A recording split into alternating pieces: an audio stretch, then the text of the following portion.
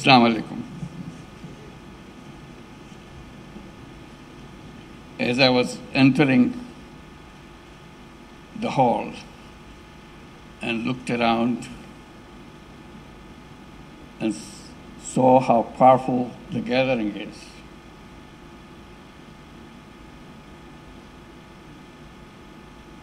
and then I looked at the sign there, the topic of the seminar, my heart started throbbing. And it didn't stop since then. And it was throbbing as I heard the speeches louder and louder, with expectations that we raise on three magic words: judiciary, independence, and efficiency.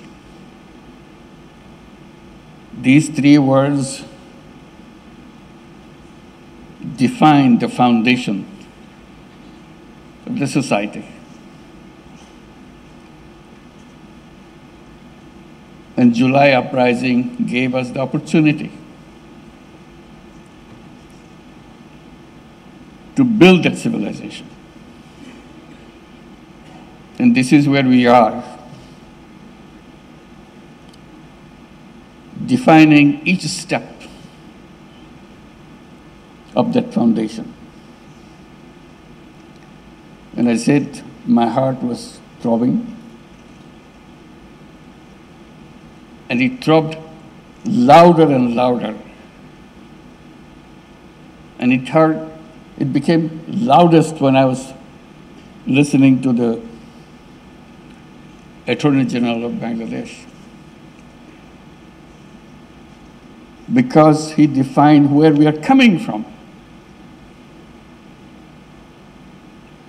And if you forget that, we will not understand what these three words mean.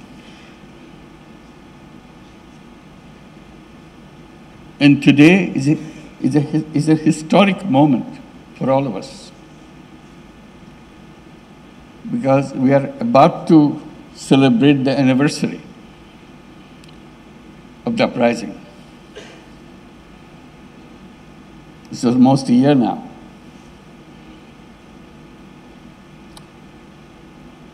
Our young people defined their aspirations with their blood.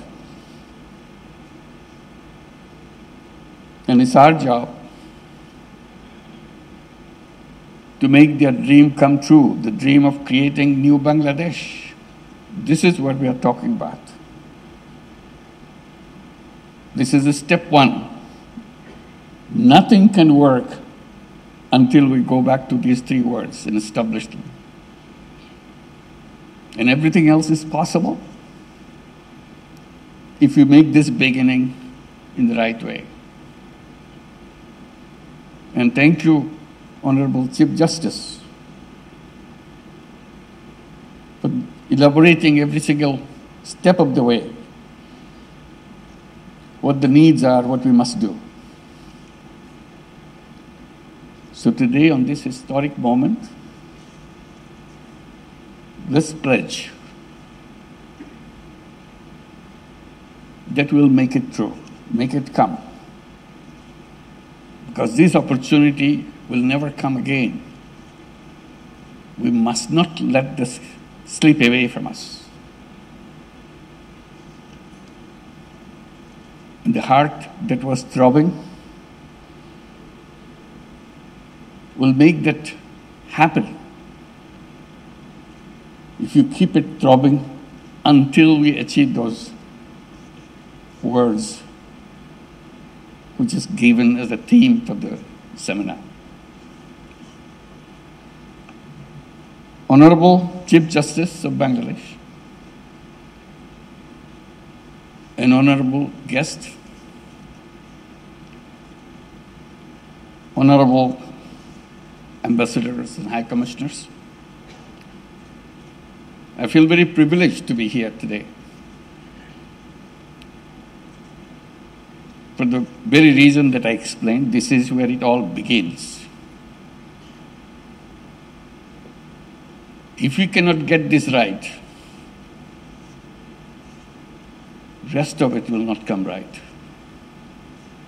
So let's make sure we make it right. This seminar is particularly timely and significant, as I explained, as it has been convened during a pivotal period of reform of Bangladesh. Every nation awaits a moment of transformation, an opportunity to mark a new beginning. This is our moment. We want to redress the past anarchies, maladministration, despotism, and authoritarianism, and to set the country on a path of good governance and rule of law. Such moments are not engineered. They are the product of organic popular urge to dismantle old establishments and their vestiges. These movements have no single author. Rather, they symbolize our unity. Spontaneous in nature, they appear as a contradicting force, emerging to address injustices that have been inflicted on us in every aspect of our nation's life. These junctures thus hold the key to a nation's future. In human history, such opportunities are rare. Indeed, for many nations, they are rather a singular moment. And for us, this moment probably will never come back to us if we miss it. It's not only we miss it, it also gives us the warning that it will never come back. Therefore, these are moments of truth, profound reflections, and united efforts, shaping the fate of the entire nation. A nation's future, consequently, hinges critically on how it navigates these defining moments. Ladies and gentlemen, Bangladeshis are now living in such a critical moment, born from the sacrifices of the thousands of promising, bright, brave young lives. The July Revolution represents our nation's united stand against the injustices ingrained within our social, economic, and political fabric.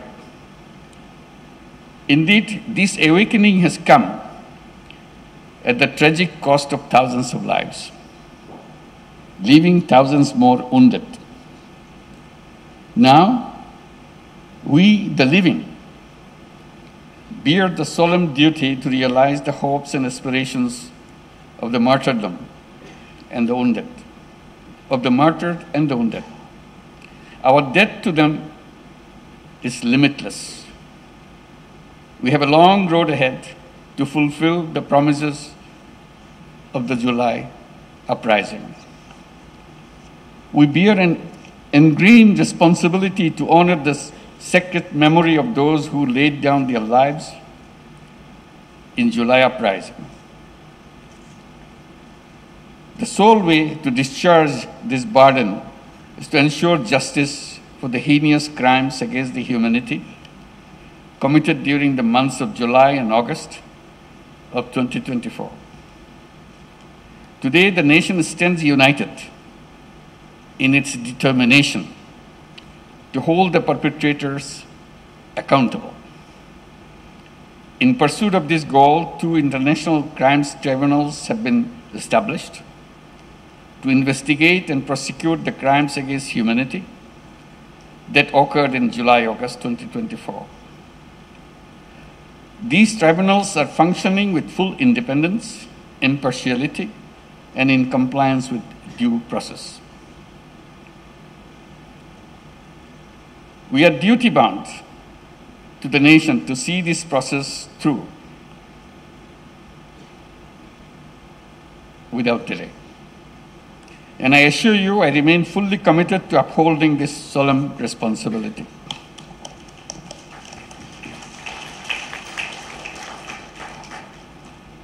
But we must keep in mind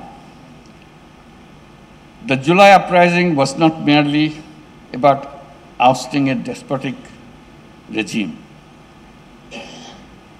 It was fueled by an intense desire to dismantle the deep-seated hegemonies and the biases that have persisted from the villages to the cities. Through the revolution, we aim to create a just society where liberty, equality, and dignity would guide all our actions.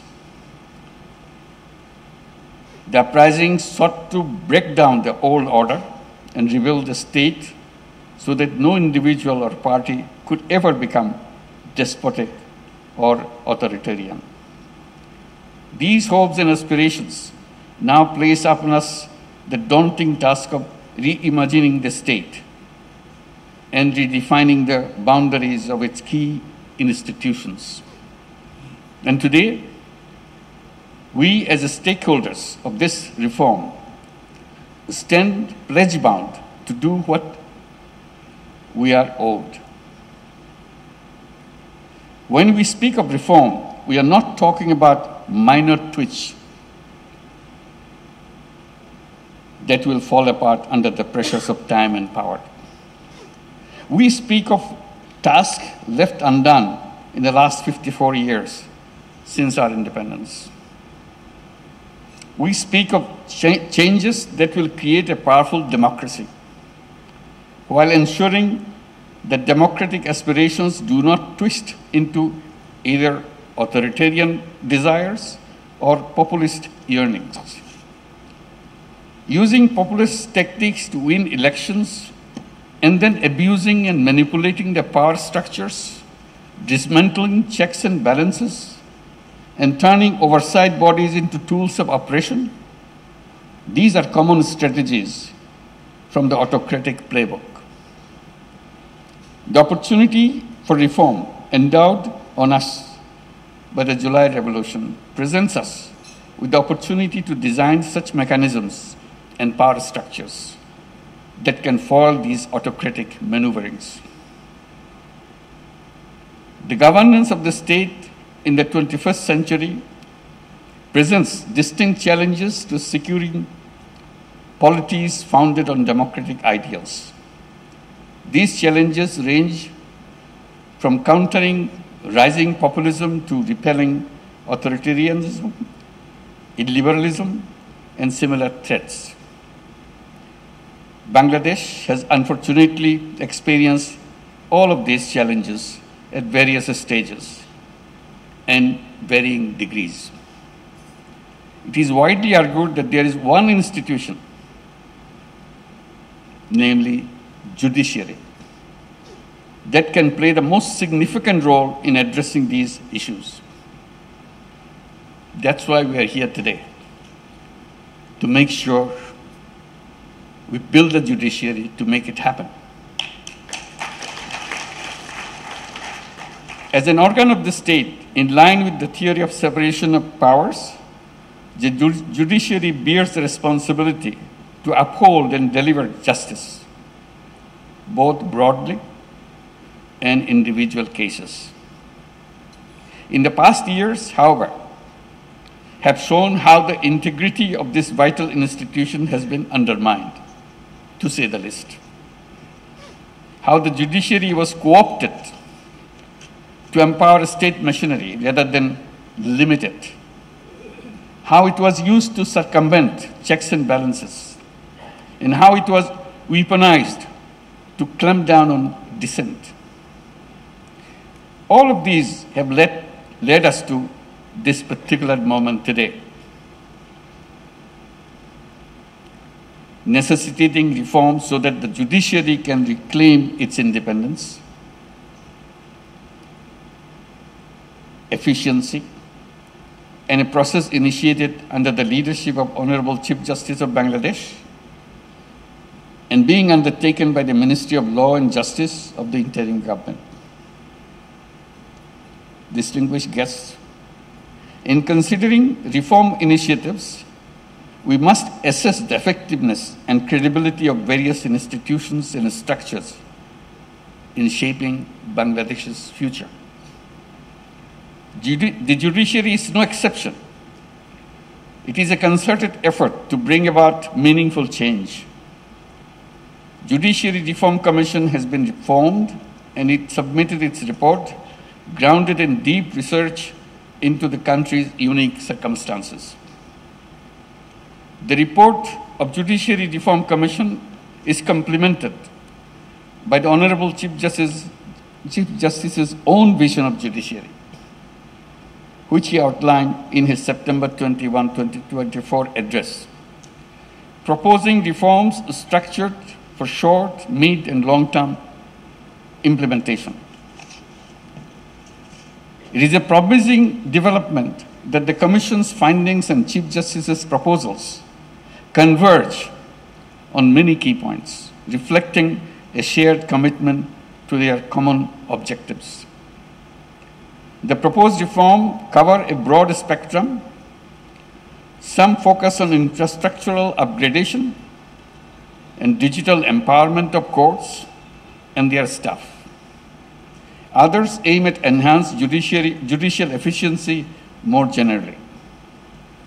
In advancing these reforms, the Supreme Court of Bangladesh has played a key role in drafting legislation for appointing judges to the apex court.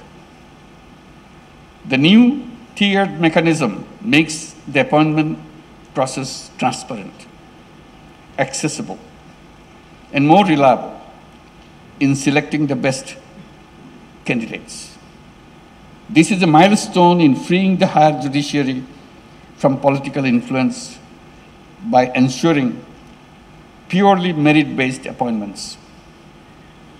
In order to safeguard the district judiciary from executive and political dominance, steps have been taken to formulate rules for judicial transfers. The creation of a separate secretariat is a proposal that we cannot walk away from. A separate secretariat would grant the judiciary the structural autonomy to adjudicate without external pressure. It is also commendable that as part of the reforms, the Supreme Judicial Council has been made fully operational, ensuring judicial accountability and independence. I extend my heartfelt gratitude to the Honorable Chief Justice for leading these reforms. His initiative in visiting every division of Bangladesh to garner support and inculcate consensus has fostered a strong sense of ownership in the process in all judicial officers and other stakeholders. In this demanding work of reforming the judiciary, we have not been alone. I'm very deeply grateful for the generous support provided by the European Union, UK, UNDP, Sweden, and our partners across the international community. If fully implemented, these reforms will mark a new dawn for Bangladesh, fulfilling the aspirations for which so many have sacrificed. Let us not dwell on the past obstacles. Instead, let us move forward, act decisively, and realize the dreams of our martyrs by building a society of equality, dignity, and liberty. Ensuring an independent and efficient judiciary will significantly advance these pursuits. The judiciary's leadership in driving this reform is truly inspiring. We are deeply committed in achieving an efficient and independent judiciary, and we look forward to its effective realization. The fate of these crucial aspirations and initiatives depends entirely on our collective efforts. We must bear in mind that our actions during this significant period will echo through time, and we'll make it happen. Thank you very much.